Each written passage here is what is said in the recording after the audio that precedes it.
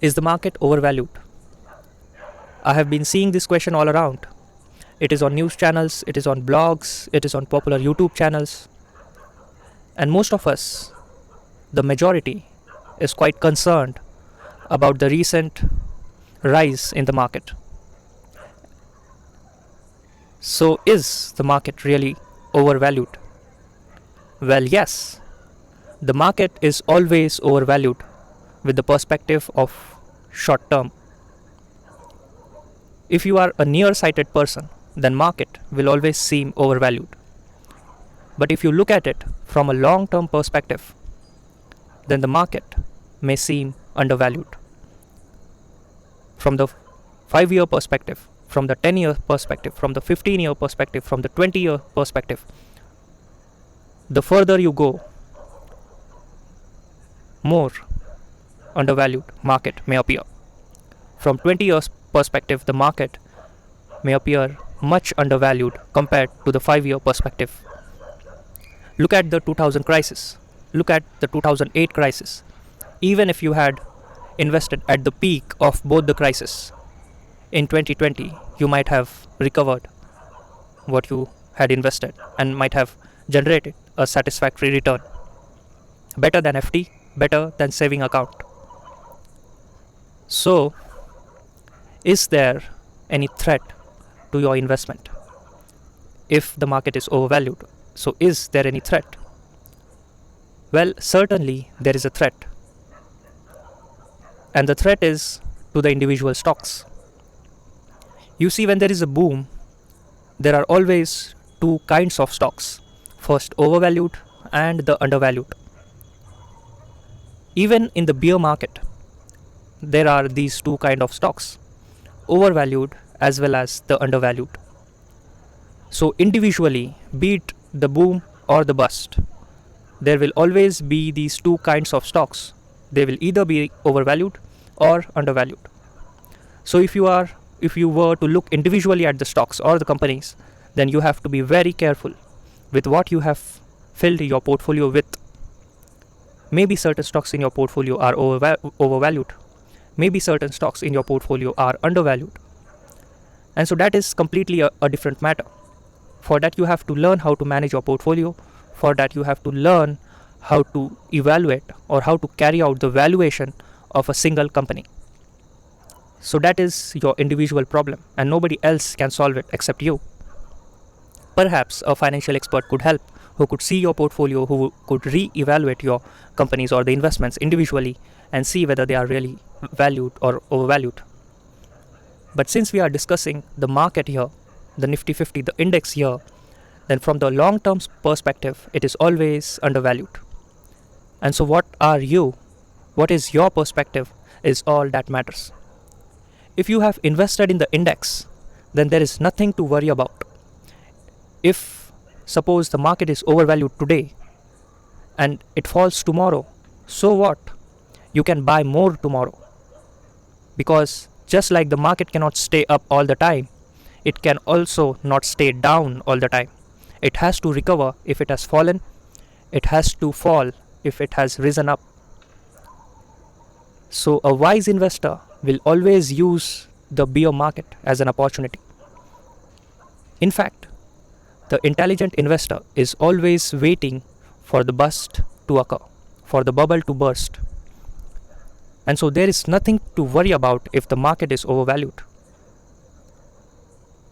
On the other hand, if the market is not overvalued and if the bull run continues, still it is a thing to celebrate about.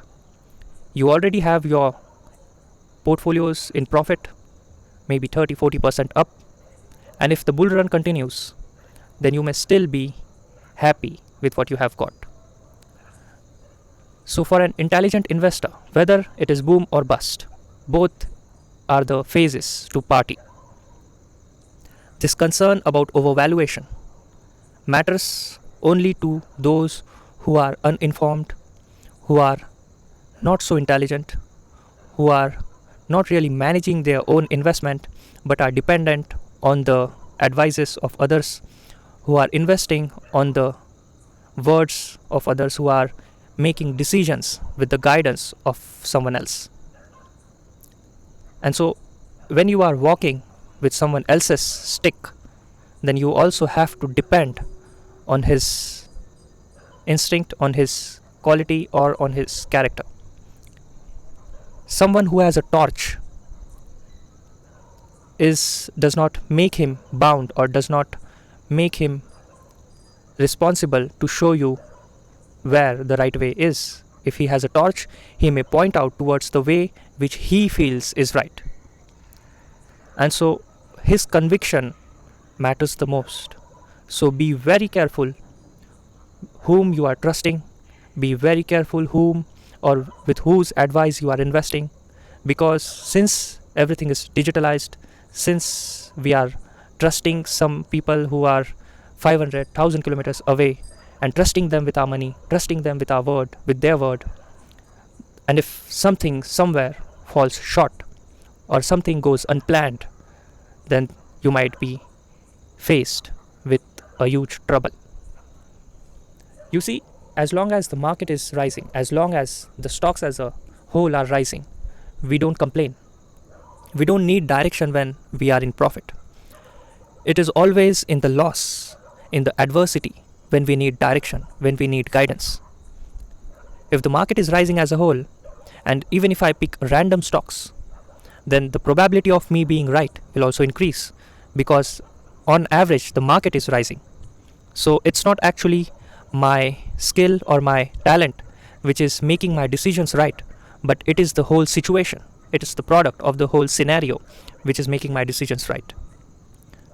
So there is nothing great if you are in profit today. There is nothing exceptional if you are in profit today. Most of the people in the market are in the profit, because the market as a whole was in the profit. The real test is in the uncertainty. The real test is what if things go unplanned. The real test is in the what if. And so the one who has the answer to that what if will thrive in this investment world.